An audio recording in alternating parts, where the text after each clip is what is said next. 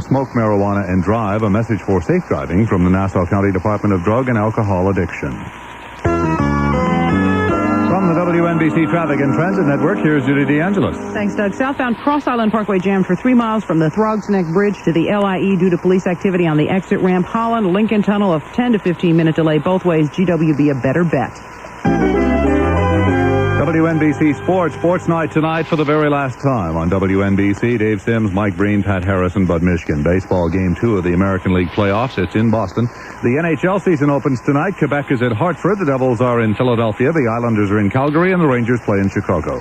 WNBC weather clear and cool tonight, a low in the low 40s. Tomorrow, partly sunny, a high in the upper 50s. Tomorrow night and Saturday, variable cloudiness in cool, a low in the low 40s, highs in the mid-50s. Currently 58 degrees, and that's what's happening. I'm Doug O'Brien, WNBC News.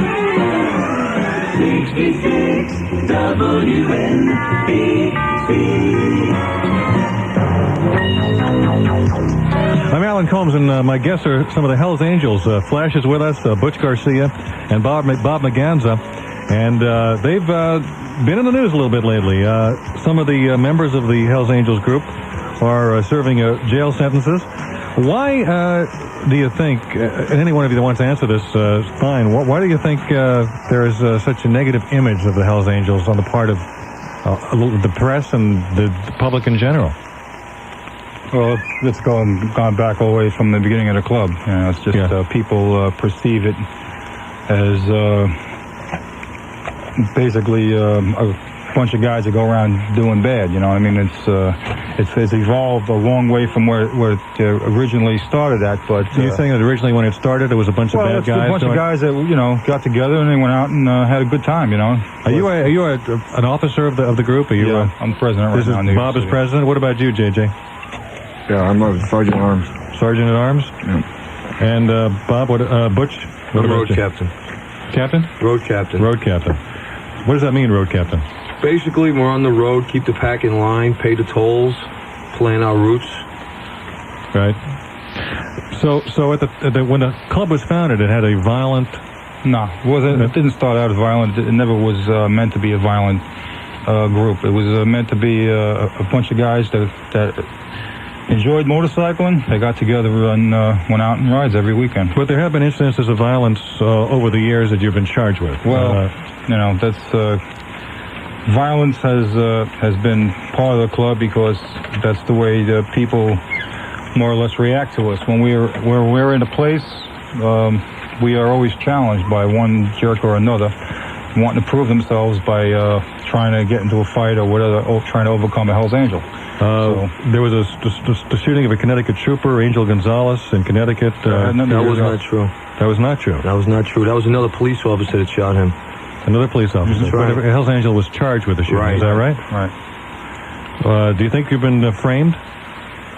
Well, as far as being framed, like what they do is when they put facts, more or less, what they think of facts in the newspapers or magazines, they kind of edit them. You know what I mean? When that happened, that shooting happened, that doesn't say, it didn't say that the guy's house that this happened wasn't a Hell's Angel. It was a friend of a Hell's Angel. Right. And this cop was in the house when this whole thing went down, when the feds were busting through his door.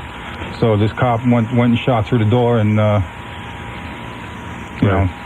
after that was it. Okay. Now, what are the drug charges against the Hells Angels right now?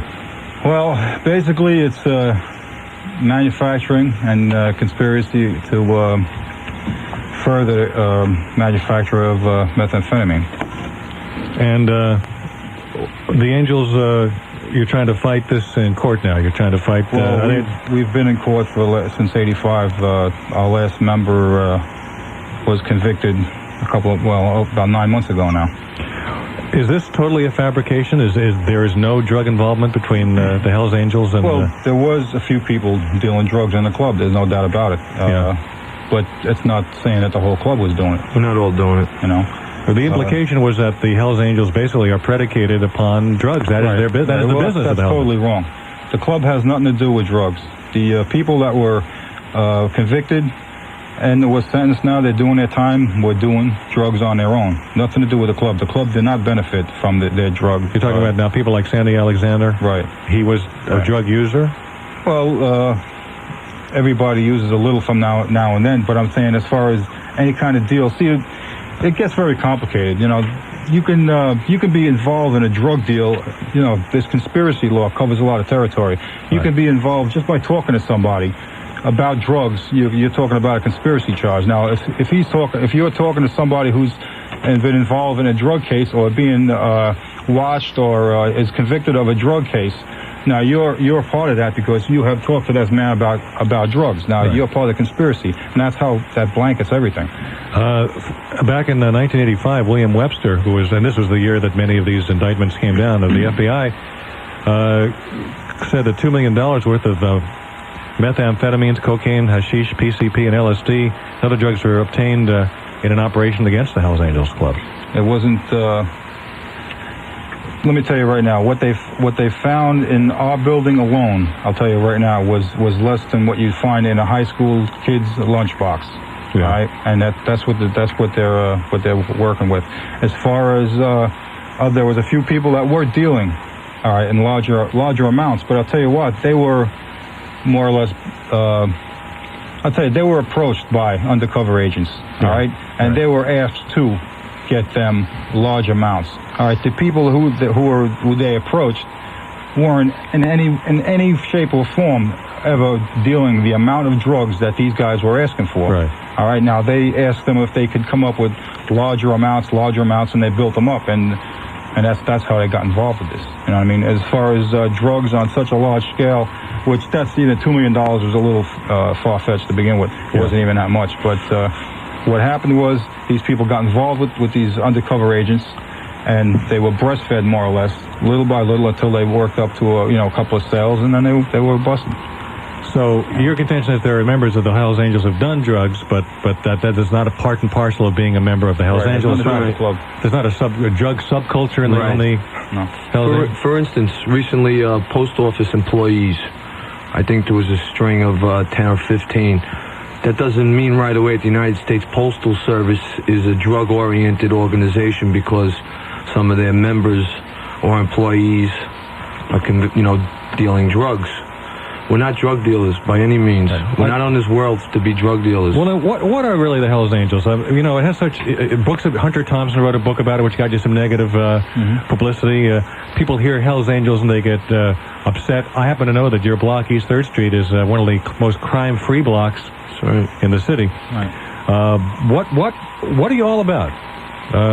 Why would someone want to join the Hells Angels, and who can join the Hells Angels? Go ahead, Flash. We're just, like Bobby said before, we're just into motorcycles. That's our common bond, motorcycles. Yeah. It's, we're just believe in a brotherhood, being together and helping one another, and just going out and partying when we do go out and party, and just being together, getting together, having a clubhouse. It's a club. It's not a gang. A lot of people, say it's a gang. We're just a club, just like any other club, only we're involved around motorcycles. You all have jobs. You all do other things besides being Hells Angels. For example, what do you do for a living? I work for Eastern Water and Cooler Company in New Jersey. Garfield, New Jersey. Bob, what about you? I'm a motorcycle mechanic. I work on my own.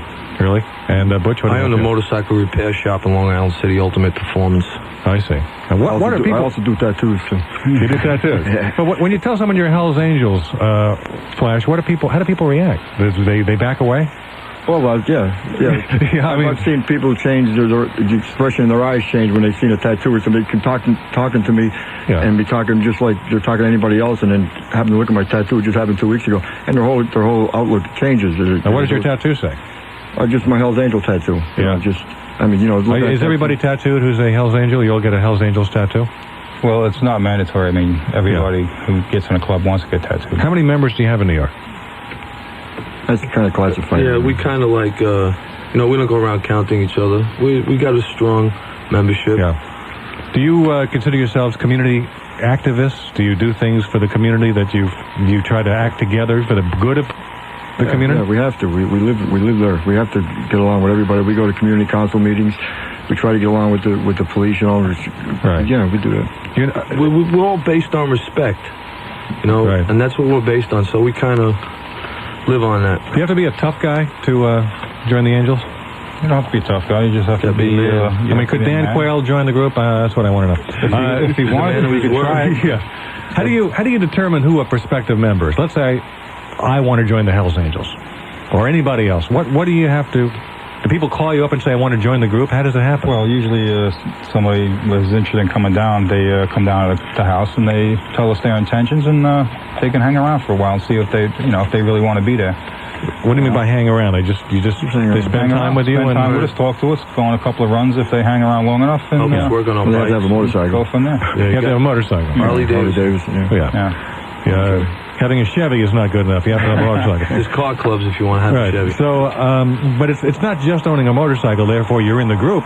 No. What beyond owning a motorcycle? Brotherhood, trust, respect. How do you determine somebody's over a trust? period of time, you learn that. Like if we're on a run, and we have somebody that's a prospective member, and somebody falls asleep by a fire, and the fire's going out, and you walk by and you see the fire going out, you throw some wood on the fire for them. I mean, things like that we show how we care for each other. And is it like a fraternity in a sense? Are there hazing techniques? Are there initiation rites? No. Just got to be a man of your word. Stand up for what you believe in. We don't ask anybody to do anything illegal. Yeah.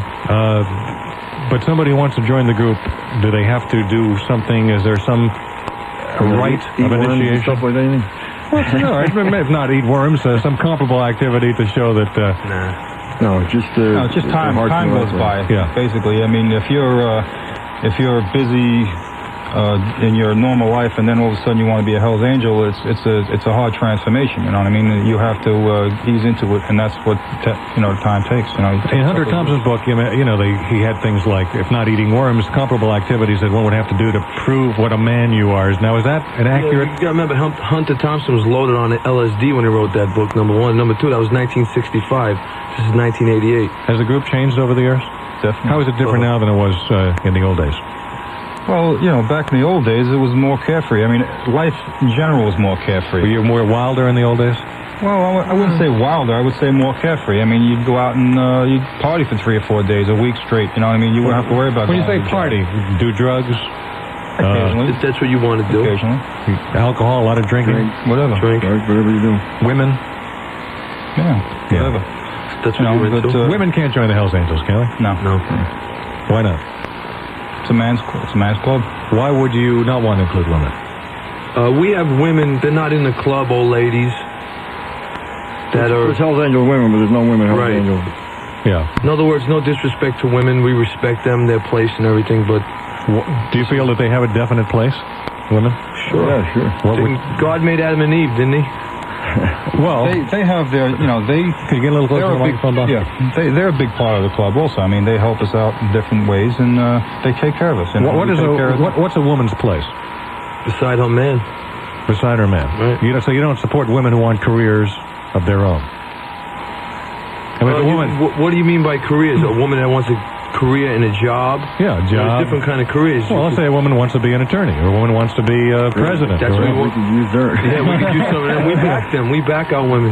Yeah. When you say a woman's job is beside her man, that would say to me that you think that next to him, like his right hand. Yeah. But what about dependable? You know what I mean? Depends. It doesn't mean she has to be waiting on us hand and foot or staying home. Are you saying dinner should be on the table at 5 o'clock? Is that what you're saying? Don't you like that? Not particularly. 7, 8, yeah. But in other words, a woman's job is as a homemaker. Yeah, we don't share our old ladies. Everybody's got their own way of handling their old ladies. You know what I mean? Some guys would rather have them work. Some guys would rather have them home. It's up to them. Yeah. If whatever the girl is happy with, hey, that's great. Is there a special kind of person who becomes a Hells Angel woman? But she's got to enjoy riding a motorcycle too, and doing a lot of the things that we do. Yeah. Camping out and stuff, and even if she doesn't, she stay home. No, there are women groups. There are women bike groups. Sure. There are other gangs too. Do you have clubs? All right, gang. You want to know the difference between a gang and a club? I'm glad I said that because obviously it's a word that gets used a lot about you. What's the difference between a gang and a club? A gang is a bunch of guys who have no leaders and no purpose. A club is the opposite. Okay, so you resent the term gang. That is not what you are. Especially being on radio, you use the word gang. People picture us with chains wrapped around our head and brass knuckles in our teeth and stuff, which we're not. We're a club. Okay. There are other clubs that have been depicted in the media as being rivals of the Hells Angels? Do you consider yourselves rivals to people like the Pagans and these? Are these groups that you disdain? We have no rivals. Is there a rivalry, though, between you and these other groups? We have none. You know, if we're the same whatever races or whatever, if somebody wants to challenge us, that's up to them. We don't have no rivals. We go and have a good time. Is there any animosity between you and some of the other clubs? The only problems we have with other clubs is like when they do stuff that people put the weight on us for. Like, you know, they see somebody on a motorcycle. It doesn't matter what it says on their back. They're immediately they're Hell's Angel. Even if they don't have anything on their back, right. They're Hell's Angel because they're on a motorcycle. And if they go around, you know, mugging old ladies or whatever, or you know, crashing bars and destroying bars in one night out or something, you know, we get to wait for it. If somebody does something like that, of course we get attitudes with them, you know, but that's the extent of that, really. We're going to take a break and come back, and we'll open up some of our telephones for our guests. In fact, all of our telephones for our guests. They're members of the Hells Angels. J.J. Flash is Sergeant-at-Arms. Butch Garcia is the captain. Road captain of the group. And Bob Maganza is president of the New York chapter. Is that it? Or national president? New York chapter. Sonny Barger still national president? He's president of Oakland. All right. Bob is president of the New York chapter. 520 at WNBC. WNBC. Time out, sports fans. Hey, this is your old pal, Willard Scott. America's dairy farmers have asked me to remind you to kick off the football season with real cheese. Hey, I like to take time out for pregame mini pizza warm-ups with plenty of melted mozzarella. And for the real game winner, a football hero sandwich topped with slices of Swiss and Colby cheese. Just make an end run to the store and don't forget the cheese. Sponsored by America's Dairy Farmers, American Dairy Association. Some car warranties protect the powertrain beyond the first year. That's fine if you're buying only a powertrain. But GM is the only American manufacturer to protect your powertrain and all the other parts in all our 89 cars and light trucks for 3 years or 50,000 miles. Parts, labor, and towing. Parts like air conditioning, power windows, and door locks. You name it.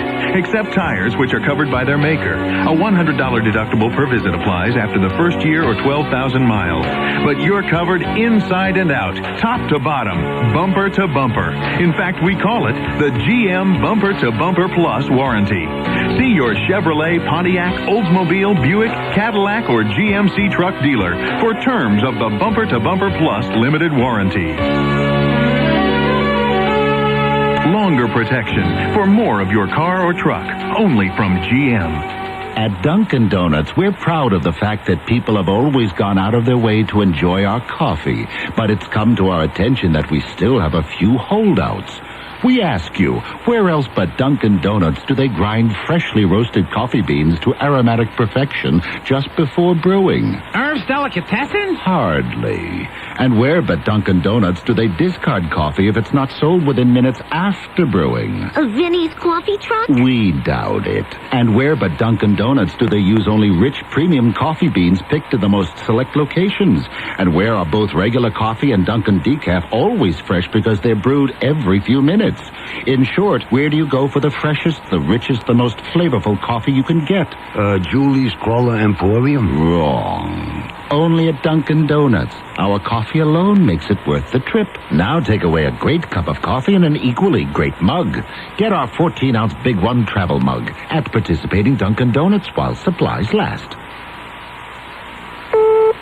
9X Mobile, Lauren speaking. 9X Mobile, Leslie speaking. 9X Mobile, Glenn speaking. And Don Cricky speaking for 9X Mobile Communications.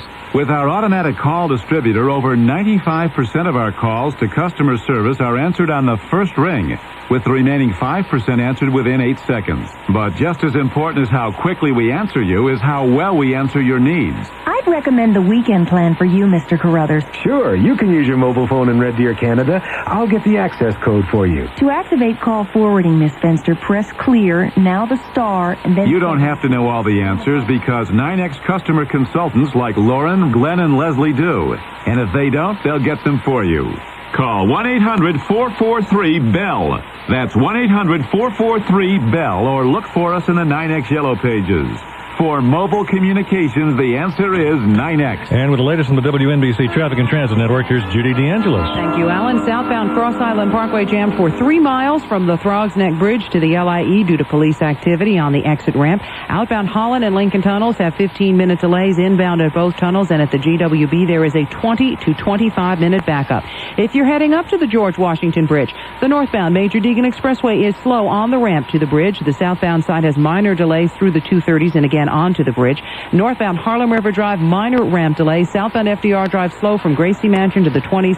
A stalled vehicle has been cleared. Eastbound traffic on the Cross Bronx Expressway very slow from the lower level of the bridge to the Major Deegan Expressway. A stalled vehicle is blocking the right lane. Volume continues to be very heavy approaching Webster Avenue due to 2 disabled trucks in the right lane. Volume slows again through the Sheraton Expressway because of rough road conditions. Westbound side is slow approaching the 3rd Avenue Hill. Transit Authority reporting due to signal trouble, there is no R service in both directions from 57th Street to Queens Plaza. Also, no B or N service between 57th Street and Queensboro Plaza. We will be back in 20 minutes with more traffic and transit. Thank you, Judy. Our guests are members of the Hells Angel. The Sergeant-at-Arms is J.J. Flash.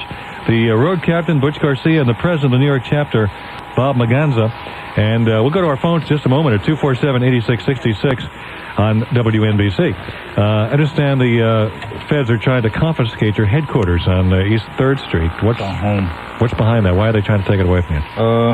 Well, because there was a few people, Can you just get into the mic there? Few people were convicted of a couple of drug deals in 1985, and they were living in a building, and now under this new Forfeiture Act, they're trying to take the building away from us.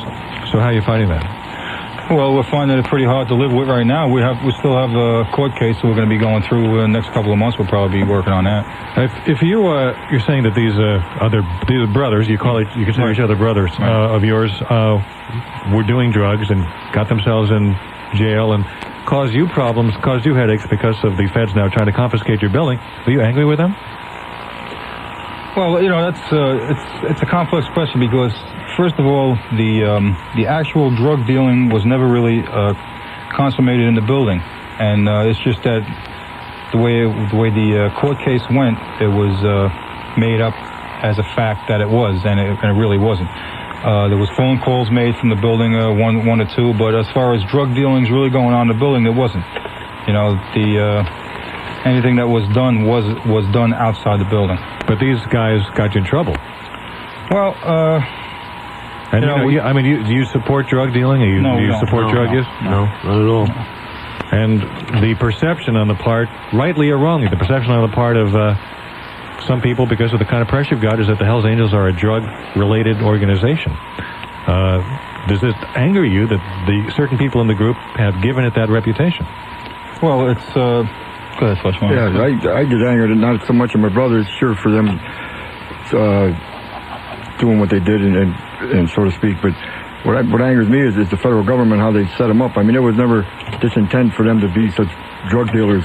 Like, it was just somebody that did a little drugs or whatever, and they were presented by these people that the feds set up to make more money, and it was like, handing them a treasure chest or something, and they went where they went. But are you saying they did some drug dealing? There was some drug involvement. They were convicted, correct? Yes, and they did some. They were some drug dealing. It wasn't there before the feds presented it to them. It was just a way of them getting into it to abolish us, I guess.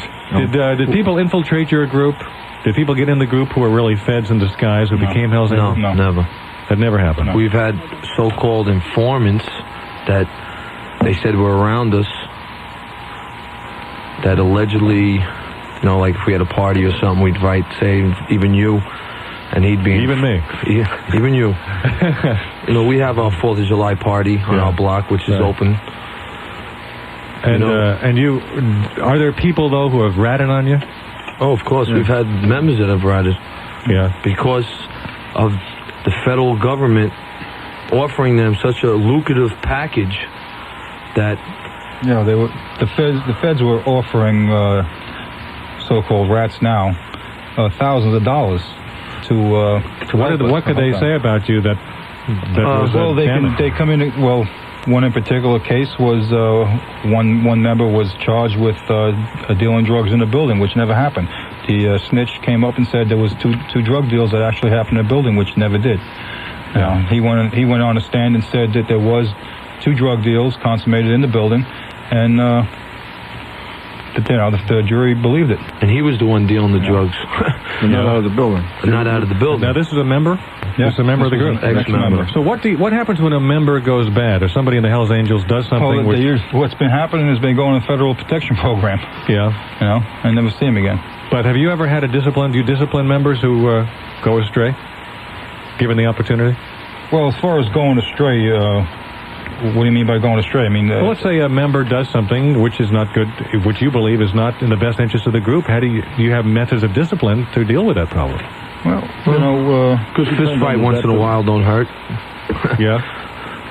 It depends on the depth. Like if someone has a drinking problem or something, sure, we'll bring it up at one of our meetings, which the feds say it's just for drug deal and stuff. It is not, it's just to get our group together and what we're planning, what we're doing, whatever. But if a member's ratting on you to the feds, and you know this member's ratting on you, what do you do about it? Do you take action? This is after they're out of the club. This is after they've, for instance, the one ex-member was arrested, and he rolled over when he was in jail. In other words, they came up to this man and said, hey, listen, do what we say and we'll buy you whatever, whatever they did for him, who knows. But they're using taxpayers' money to do this. Mm-hmm. And plus you won't have to do the time that you right. They're out in the street. They did worse offenses than the guys who were in jail, and they're out in the street probably living in houses that taxpayers paid for. Why is it, let me ask Butch, why are you a Hells Angel? What does the group mean? The Brotherhood, the riding. Hells Angels are number 1, so I knew if I was going to be in a motorcycle club, that would be my first perspective, is to go for number 1. Yeah. And I just love it. Do you have a wife? Yes. Kids? Child. 7 years old. Now, is your kid, is he ever subject to ridicule from other kids because daddy's a member of the Hells Angels? Not at all. No, I bet not, actually. He don't have to be a Hells Angel when he grows up. He could be whatever he wants, as long as he don't become an FBI agent. Oh, I see. What if the kid wants to become a Fed, though? What are you going to do there? Well, we'll have to break ties. Really? You would disown No your son? disrespect to them, but they've done some real bad things to us over the years. But you have said that there has been some drug doings, where some members have gone awry, some have done drug dealing, and so the FBI... They have blown it out of proportion. You're saying they've blown it out of proportion? Oh, they have blown it out of proportion. And the methods they use in other words, for the charge, what we charged with the people that are in jail were charged with, was not in that perspective until the feds offered it to them and made it. They built it themselves and then busted the people for it. And entrapment is what you're saying. Yeah, entrapment, definitely entrapment. I mean, their methods are very low. But some of the members of the group you have said have done things which deserve punishment. They're doing their time in jail. Yeah. They are doing their jail time. When they come out, will they be accepted back in the Hells Angels? Of course. Yes. They're Hells Angels. Yeah, even though they have done things which have... Can I ask you a question? If you had a brother or a sister that did something wrong, you wouldn't shun them away. You try to help them when they got out. So there's no disowning or anything like that. No. You definitely will reach out to these people. They're paying for what they did. They hurt the club, but we're not going to turn away from them. Will you encourage them not to do drugs, not to get involved again? I think they'll be encouraged themselves not to do drugs after this. But you got to remember, some of the times these members got, like if this was Joe Q. Citizen, he maybe would have got 5 years. Because he's a Hells Angel, we're likely to get 20 years on something that you might get 5 years. It sounds funny, but this is the way the system works for us. Are there members of Hells Angels who've had criminal records in the past before they joined the group? Is that not important to you one way or the other? Well, you don't have to have a criminal record to join a club. No, you don't have to have. What I'm saying is, do you mind it? Yeah, you don't mind if someone has a criminal record. Well, it depends. It depends whether it's child molesting or something like that. Sure, we don't go for that. Assault charges. Or no needles. Right. No drugs. No, no addicted to anything. No one in our club is addicted to anything. What if somebody had killed a guy? Somebody had committed murder. Well, it depends on the circumstances. Right, but do you check people's backgrounds like that before they can join the club? Yeah, we get to learn them after. That's why we say time is the main factor in becoming. Have you ever misjudged somebody? We're human beings. Yeah, we have. Of course. Yeah. And women sometimes too. You misjudge women? Of course. Yeah. Well, what do you do when you misjudge someone? What do you do about that? Well, it's usually not everybody misjudges. Some people might, but that's why we're good as a group and togetherness. Because if something that someone doesn't see, somebody else will see, and it always works out in the end. Let's see what our listeners have to ask of our guests from the Hells Angels, WNBC. Hello. Alan. Yes, sir. This is Tom, first-time caller, long-time listener from Connecticut. Thank you. Go ahead. I don't have a question, but some of your listeners and you yourself, you sound like if you really want to learn about the Hells Angels, watch the movie that they made about themselves. The name of the movie is Hells Angels Forever. Yeah. You got to remember something. That movie was really made 10 years ago. Who they are, how they started, and what they've been through, and especially up against the feds. Unbelievable. So, Bush, you got some problems with that movie? No, not at all. We back the movie. You got to remember, it was made 10 years ago, so keep that in perspective when you're watching it. Yeah, but the thing that really gets me is the RICO Act and the way they're using it against the Angels and other clubs. It gives the federal government unlimited power to do whatever they want. Okay. Whichever way they want. All right, thank you. To the NBC. Yes, hello. Hi. Hi, I'd like to know if they would let a homosexual join their club. No. No. We like big... God made Adam and Eve, not Adam and Steve. I'm sorry? God made Adam and Eve, not Adam and Steve. Why, are you gay, sir? Yes, sir. Do you want to join the Hells Angels? I'd love to. Why would you want to join the Hells Angels? All those big bad bikers? Ooh. Our old ladies would get a little mad at you, I think. Do any of you guys want his phone number? Any old lady be able to join the club? Yeah. All right, thank you. Why would somebody's sexual preference have anything to do with their ability to be a member in good standing of the Hells Angels? You mean as far as having a fag in a club? Well, if you want to put it that way. That's the way we would put it. Yeah, it's against our grain. Yeah. Why is that? Because we are men. Men don't go with men. You know what I'm saying? That's what we believe. We were brought up from children like that. The Bible says like that. Not that we're religious, but that's the way it is, and that's the way we are. So whatever, but what someone chooses to do sexually is their own business, isn't it? That's their business. That's fine. They can do it outside the club. Yeah, right, away from us. No, the Hells Angel will never be a queer. Yeah. For sure. Well, see, you say queer. In fact, those are derogatory terms, and I like to respect people's rights to do whatever they want. No, we can understand rights because we've had our rights violated. We're not saying that it doesn't exist, or we don't see it around our own, on our block. I mean, we got fags up and down the block. You know what I'm saying? But they're not in the club. We don't want them in a club. I didn't know fag was a derogatory word. I thought that's you didn't know that? called. No, it's considered a derogatory term. Oh, yeah. I thought it was a cigarette. In England, it's a cigarette. Okay, we're going to take a break. We'll come back and we'll talk to the Hells Angels and take more of your phone calls at 247-8666 on WNBC. Alan Colmes. Jimmy Breslin just switched to New York Newsday from the Daily News. I began to notice that New York Newsday was getting stories that no one else was going to have that day, and getting them by the only way you can get them, by walking, climbing, driving, roaming the landscape, and coming up with things that do not come from official sources. You're looking for completeness of coverage. There's no question that New York Newsday is the paper that's doing that the best, and I came for that reason. Jimmy Breslin switched to New York Newsday. How about you? When Sears brings you a value like this, we call it a great item. Imagine a 19-inch cable-ready color TV with on-screen readout of time and channel, 17-key remote control, precise quartz tuning, and more. Now imagine all that at a price like this, just $258. You save $91. Right now, Sears can bring you a TV with all that for $258, only through Saturday. Look for Sears' great item stamp of approval, now at Sears. We've got great taste in cheese from New York State. We've got great taste in New York cheese. Guys, we're all set for the big game. Pretzels, popcorn, crackers. Time out! You're serving crackers without New York State cheese? Not very tasteful, buddy. But look at all these other great snacks. You can't enjoy a ball game without the great taste of real New York State cheese. Hey, guys.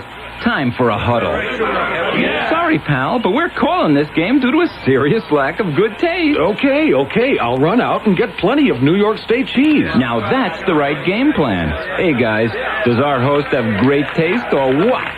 Gee, thanks, guys. We've got great taste in cheese from New York State. We've got great sponsored by the American Dairy Association and your local dairy farmers. British Airways wants me to tell all you globe-trotting Americans that it's high time to take off on one of their superb European holidays. Now 10% off for a limited time. What a perfectly splendid offer, I said. The British Isles wreathed in golden harvest light. Europe replete with echoes of the ancients. Yes, charming, they said, but what in fact we've got to communicate is that British Airways has hundreds of flexible European land arrangements at 10% off. London, Paris, Dublin, Rome, 10% off. Theatres, hotels, transport, 10% off. Well, I'm pleased to report that we've reached a compromise. For hard facts and figures on British Airways holidays at 10% off, call your travel agent or 1-800-876-2200 right now. However, for 10% off a radiant European sojourn, call 1-800-876-2200 at a quiet moment when inspiration tugs at your sleeve, and not a moment sooner. You must book and pay for your holiday by October 31st. Other significant restrictions apply. Judy DeAngelis has the latest on the WNBC Traffic and Transit Network. Thank you, Alan. Southbound Cross Island Parkway is packed for 3 miles from the Throgs Neck Bridge to the LIE. There is police activity on the exit ramp. The northbound BQE is congested from the Gowanus Expressway to the Cadman Plaza and again between the Williamsburg Bridge and Queens Boulevard. A disabled vehicle at Broadway, though, has been cleared. The southbound side is sluggish approaching the Kosciuszko Bridge due to a stalled vehicle in the right lane at the top of the span. Outbound Holland and Lincoln tunnels, 15-minute delays each. Inbound at both tunnels and at the GWB, a 20 to 25-minute backup. Queens Midtown Tunnel, 15 to 20-minute delay both ways. Brooklyn Battery Tunnel, about a 10 to 15-minute tie-up each way. And the Transit Authority is reporting, due to signal trouble, no R service both ways from 57th Street to Queens Plaza. Also, no B or N service between 57th Street and Queensboro Plaza. We'll be back in 20 minutes with more traffic and transit. Judy, the Hells Angels are displeased with the way you pronounced Kosciuszko. Oh, I'm so sorry. How did I, What did you say? Kosciuszko. Kosciuszko. What is it? Kosciuszko. Kosciuszko. This has been a major debate in New York for years, you know that. Well, I was told by some people of Polish extraction that it is Kosciuszko. Well, they say that's the Polish pronunciation, Kosciuszko. Yeah. Alan, these are Americans, these guys. Alan, can they hear me? Can you hear her? Okay. You have some headphones there if you can't, but... Oh, no, if they can't, no, never mind. Go ahead, they can hear you. Gosh, hi, guys. So from now on, you'll be saying what, Judy? I'll be saying Kosciuszko. Oh, yeah. You're not very happy. Oh, I'm sorry. Thank you very much. Bye. Some members of the Hells Angels are with us. Why are the number of people in your group classified? Why wouldn't you want people to know that? Well, just anyone is... we got a lot of people that come down on us for a lot of different reasons, and it's just better that people don't know how many there is of us so they can plan out their strategy, whatever it may be. Strategy for what? It could be anything. What do you mean? Well, it could be rival clubs that are coming down. It could be the police. We're planning, anything, really. Are you anti-police? Not at all. No, not at all. No. Not at all. The cops work with you down in the village? Work with us as far as the community. Yeah. Yes, of course we have to deal with police officers in our local precinct, which we respect, and we hope they respect us. Do they? Seems so. Yeah, we have a good rapport with them. There's a romantic image to a Hells Angels. There are two sides of the coin, obviously. One is that they're a bunch of, that it's a gang, that it's a bunch of scruffy guys who are out to hurt society. And the other side is this romanticized kind of rebel who wants to kind of maybe rebel against society in a romantic kind of way. Do you kind of, is that a part of what you are, being a rebel?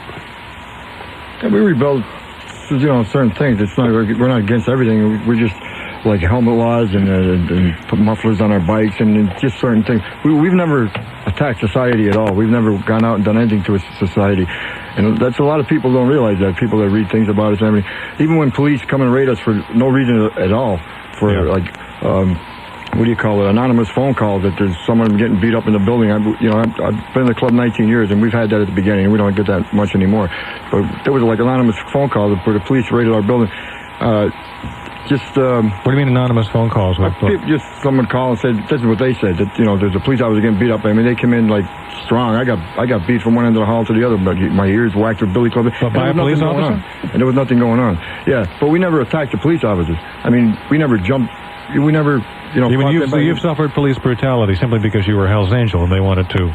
Well, they felt that that's what they had to do because there was a police officer being. I couldn't blame them because they thought there was a police officer in trouble. Or that more or less what they're being together. Right. If they get a call, they have to respond. But what I'm saying is, that as far as us against society and against police, like we've, been raided and stuff, and we've never shot a police officer. We never went against them. We never attacked them. We never, fortressed ourselves and. Do you carry guns? Are guns illegal? I can't carry guns. You can't carry guns. We'll go to jail. All right, well, maybe you have a permit to have guns? Are there guns at your headquarters? No. Now, you got a member who hunts, and legally owns a gun, okay. Yeah. That's his It's more choice. like a rifle or something. Right, like people go deer hunting and stuff like that. There is members that do this. Yeah. How have your families reacted to your being Hell's Angels? Have some of you experienced being termed pariahs by your families because they didn't like that you've taken this course in your life? The only thing my mother didn't like is she's very Catholic. She didn't like Hell's Angels. Yeah. We call the earth hell. Yeah. That's why we... You call the earth hell? Yeah. What does that mean? Just dealing every day with... Anybody that walks New York streets knows that you know what we're talking about. Right. Just dealing with society is... Yeah, but your family Flash is not crazy about the fact that you're Hell's Angel. No, she didn't. No. When I became a Hell's Angel when I was 25 years old. I was vice president at the time. I called up my mother and told her, I said, I'm a vice president of one of the biggest organizations in the world. And, told her Hell's Angel. And the only thing she didn't like was, she said, was the name, Hell's Angel, because she's very religious, very Catholic. She didn't like Hell's Angels, you know what I'm saying? Are you accepted? But has she? Yes. What about you, Bob? My mother wasn't crazy about it either. She's still not. Yeah. But, the being the name and the being in the club doesn't change the person. I mean, Right. I am what I am, and, she Have you explained to your family what the group is about, and do they have a better understanding? Yeah, well, I'll tell you what, she's been reading magazines for years, you know what I mean, about this and about that, and she's always got questions for me about the club, It's, she bears with it, you know what I mean? Let's go back to our phones. WNBC, hello. Hello, my name is Ben, and I'm 11 years old, and I'd like to ask you, why did the Hells Angels form? Why did they form in the first place? Yeah. Motorcycles, riding. Hell's Angels was formed from a bomber squadron in World War II. And that was their logo on the B-25. When they came home to America, some of the guys still got together, and they rode motorcycles. All right, thank you. WNBC. Yes. Speak up, sir. I want to let the listeners know that I work for one of the members of your panel, and I've never been treated with as much respect as a man or as an employee in my entire life. Who do you work for? That's between he and I. Okay. That's who I am. If he wants to make it public, that's up to him. All right, nobody say anything. Okay, thank you. Welcome. WNBC. Good evening, Alan. Hi. I just wanted to say hi to Butch and Bob and Flash. My name's Kat. I used to hang out with the Angels, back in the 60s and 70s. What was it like being an Angel mama? Is that what they call them? Well, I wasn't. I used to be with my husband, Billy Crutch. Uh-huh. But we used to hang out with the Angels around 3rd Street, and we lived over on 1st Street at a commune, Love Incorporated, which is no longer in existence. But we were old friends with Fuzzy and Vinny and Oates and Buck. What are your observations about the group? They were good people. They always respected me. They respected my husband. Never had any problems. And when I was hanging out with them and my husband was hanging out with them, we saw a lot of good things they were doing with the communities. Helping runaways, keeping the building and the neighborhood safe, helping out with the police officers every now and then. There weren't really that many problems. Why do you think they have a bad reputation? A lot of the bad reputation, I think, stems from the fact that they are different, okay? And people fear people who are different. There are gangs out there, pagans, jokers, quite a few groups that have given motorcycle riders and motorcycle clubs bad names. social clubs like the newcomers still have a lot of hassles in the community because of, just bad reputation. Yeah. You see motorcycle gangs, you see Harleys riding down the street, you see colors flying. You worry. Okay. Bring your daughters inside, bring your sons inside, something's going to happen. All right, thank you. Okay. Thanks for calling. WNBC. Yeah, Alan. Yeah. Yeah, there's a question. I also wanted to say that I think if you look at it a little bit differently, that you have to admire these guys for having the courage to live their life in the true American spirit. And there was an old flag that Americans were considering using called "Don't Tread on Me." You don't tread on the Hell's Angel, but you have to admire them because they'll ride their scooters on a beautiful warm day, and they'll also ride their scooters when it's 20 degrees out. And it's easy to do it when it's nice and warm. It's something else when it's freezing cold out. And you have to look up to them and admire them for that. Okay, thank you. WNBC. Hi, Alan. Yes, sir. Yeah, well, first let me say that I'm sorry that your show is going off the air. I've been an avid listener. Thank you. Both on NBC and the other station. Thank you. Maybe something we can bring out from your gentleman you have there. Some accoutrements I've seen on various motorcycle club members' jackets, like the significance of the number 13. Is that a significant number in the group? My birthday, down. Does that mean anything? In the old days. In the old days. In the old biker world, whatever, It meant M, which is the 13th letter of the alphabet, which stands for marijuana. So, yeah. You go back to the 50s now. How about, what are Red Wings? Red Wings. That's another old... that's something that's not no more either. Not really honored anymore. I don't think we really can get over it over the air. Well, maybe there's a way to paraphrase it. What do you have to do? I think it's like gobbledygook. Yeah, right. More or less. It had to do with some kind of sexual act. during a certain time. She was on the cotton saddle. Oh, beautiful, Butch. Okay, thank you very much. One more question. Yes, sir. Asking if they know what the Dirty Dozen is. The movie? No. The Dirty Dozen, as far as it pertains to the Hells Angels. Doesn't pertain to Hells Angels. No, it doesn't. No. Okay, thank you. So you would have certain insignia for certain sexual acts, perhaps, that you would display on your uniform? We had Red Wings for that. That was just back in the days of showing class. That was like the old days. They don't do that anymore. No, none of that stuff anymore, huh? No. How long ago was this? That's back in the 50s or early 60s. And a gentleman would wear this when his lady was in this? No. It's really hard to get into over the air. What someone would wear it all the time? You'd wear it all the time once you'd earn it. Oh, you'd earn it It's like a badge that you've earned by performing a certain sexual act. Right.